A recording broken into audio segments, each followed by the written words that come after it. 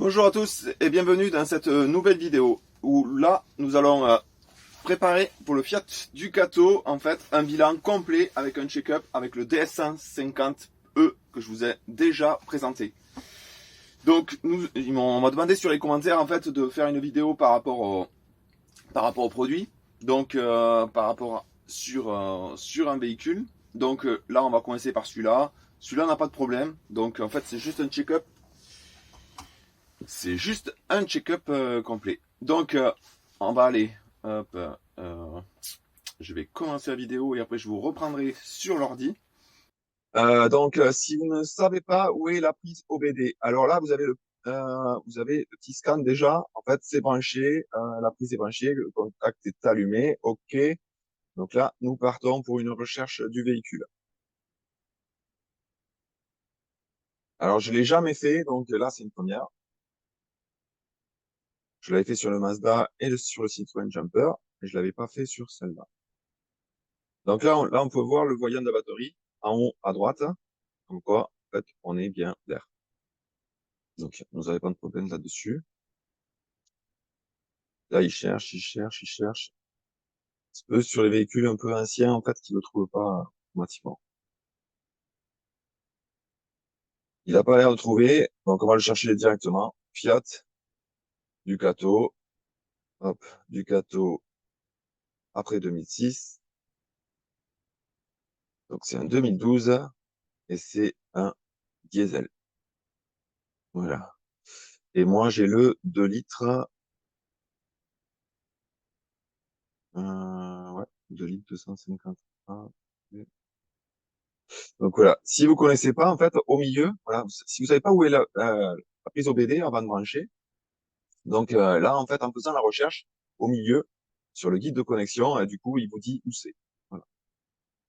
Voilà, c'est juste à droite du volant. Il y a deux vis à dévisser, deux vis cruciformes. Et donc, c'est parti. Donc là, donc ça va être 2 litres, c'est le cours de toute façon. Donc voilà, là, il vous le redit, là, les deux vis, juste à côté, à droite du volant. Donc hop, à droite du volant, tac. Donc, voilà tout ce qu'on peut faire dessus. Les lunettes, contrôle, son de lambda, différentiel, admission et tout. Donc, là, on va faire un check-up complet. Donc, là, j'ai mis sur diesel, les freins, instruments, climatisation, boîte de vitesse, limitation, ah, multifonction. Bon, on scanne tout. Contact mis, moteur arrêté. OK. Donc, c'est bon, il a trouvé.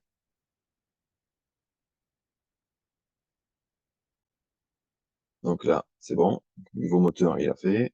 Niveau frein, ABS, voilà, il a fait tout. Il continue son analyse, les instruments de bord. Voilà, là, c'est l'autocom. Le Delphi est pareil, hein. Voilà, c'est que ce soit autocom ou Delphi. Moi, je préfère autocom parce que je trouve que la configuration est mieux. Mais c'est au lancement du logiciel, en fait, il vous demande autocom ou Delphi. Donc, voilà. Ensuite, en sachant que avec autocom véhicule, en fait, vous pouvez avoir car aussi les bus et les camions. Voilà. Donc, je l'avais fait sur mon autre vidéo, le disque. Donc, la clim, il a pas trouvé.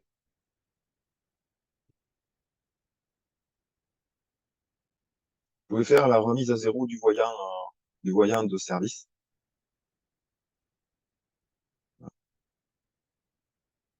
Oui, la climatisation, c'est normal, ouais, c'est une clim manuelle. La boîte de vitesse, elle est manuelle aussi, donc y a rien. C'est pour ça qu'il ne trouve pas. Et voilà, la remise à zéro du voyant de service, c'est assez bien parce que en fait, moi, j'ai l'autre logiciel, j'ai le logiciel Diagbox, pas Diagbox, j'ai le logiciel multi-scan de Fiat que je me servais jusqu'à présent et il est assez compliqué à prendre en main. Là, c'est vachement plus simple, quoi. Je pense, on va à l'essentiel. On refait un check-up complet, mais normalement, on a un voyant ABS. En fait, on fait un check-up du voyant ABS, quoi. C'est la partie centrale diagnostic immeublé. Qu'est-ce que c'est? fonction, carrosserie.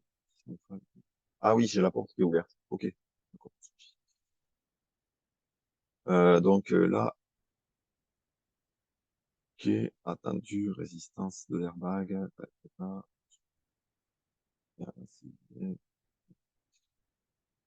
Donc, là, rapport d'analyse, enregistrement. Ouais, voilà, on peut enregistrer notre rapport d'analyse. On peut effacer les codes défauts. Voilà.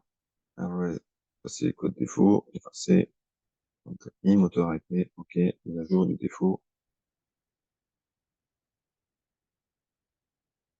Ok. Donc là, on peut faire une recherche directement, en fait, sur ce qu'on cherche, hein, en mettant le DPF. Dernier remplacement au odomètre, le statut du message, signal de véhicule, speed. Là, on va aller générique au BD. Hop.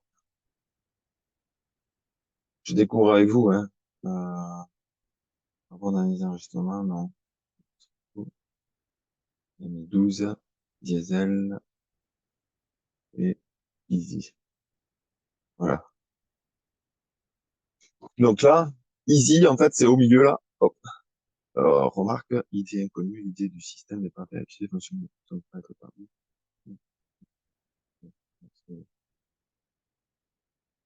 Donc, donc voilà. Là, réglé. Fonction auto-apprentissage réinitialisée, la vidange. Hein, le module de gestion embarque les fonctions.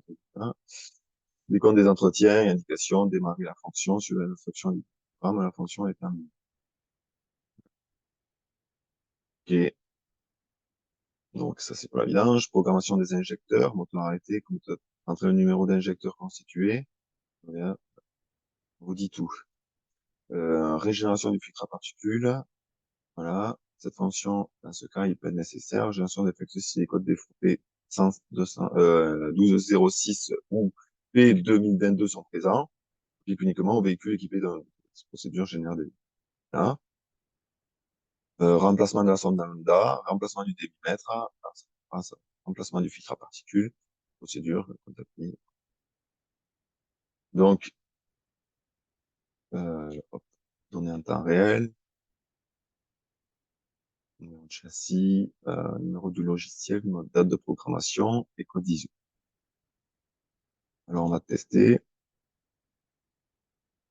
Choisissez ce qu'on veut tester. Essai de la soupape RGE. Essai du circuit préchauffage de bougie préchauffage. J'ai pas besoin de faire ça.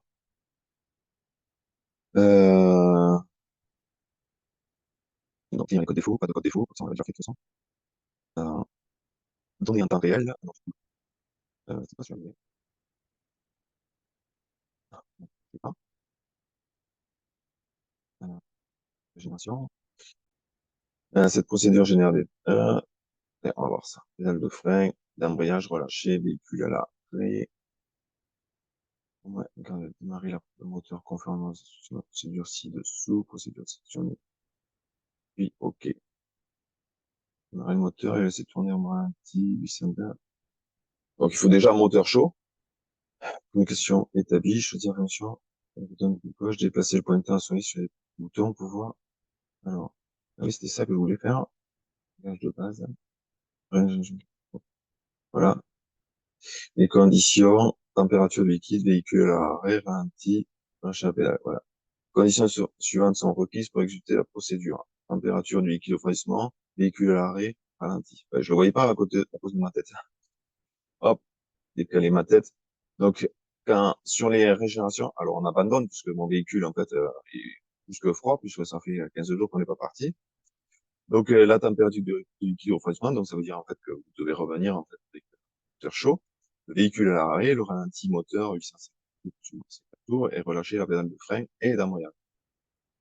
Donc voilà, vous mettez une cale de chaque côté, on abandonne. Ok.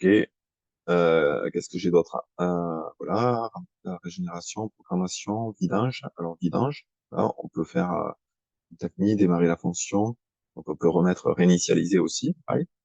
Donc, réinitialiser donc ta intervention pour les véhicules diesel, puisque vous savez que chez Fiat, en fait, il se met en mode dégradé, si vous le faites pas. Euh, la programmation des injecteurs, si on prise initialisée, ouais, on touche. Il y a des trucs que je vais pas m'amuser à toucher, mais programmation des injecteurs, en fait, on peut faire aussi, voilà. Moteur arrêté, en fait, on relève les caractères sur le truc, je vous dis tout, en fait. C'est vraiment un super outil, pour les personnes comme moi ben, qui touchent un peu à la mécanique, mais sans aller au plus profond du moteur. Donc, c'est le plus simple, quoi. Remplacement de capteur de pression de rampe, remplacement du filtre à particules, voilà. Donc, il peut réinitialiser, en fait, une fois que vous avez fait un gros nettoyage sur le filtre à particules, mais sans cette procédure-là, en fait, donc voilà, remplacement du filtre à particules, si vous remplacez le filtre à particules par vous-même, puisque ça vaut une fortune en magasin, en garage.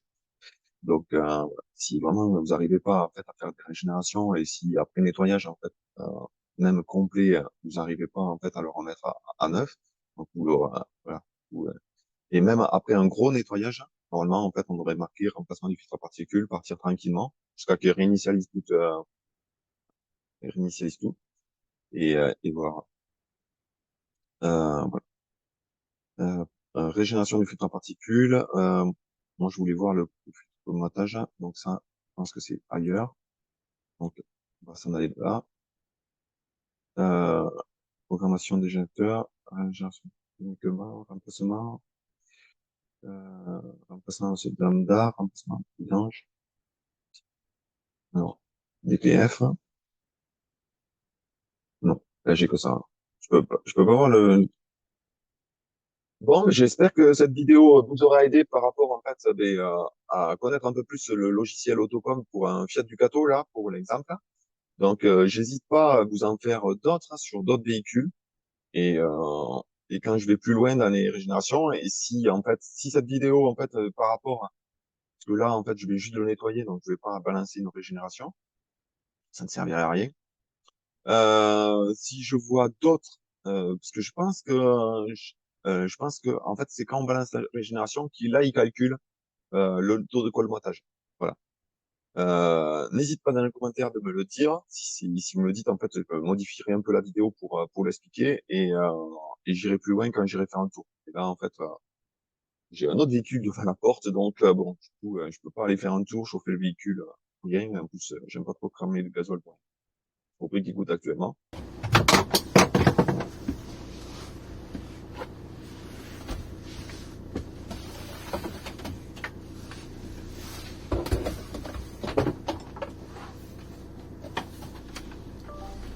Donc voilà le boîtier, DS150E. Donc je vous mettrai le lien dans la description, je vous mettrai le lien de l'équipement que je me sers pour pouvoir faire mes vidéos par rapport au son en fait quand je suis sur l'ordinateur. Sur le portable je n'ai pas de problème par rapport à ça.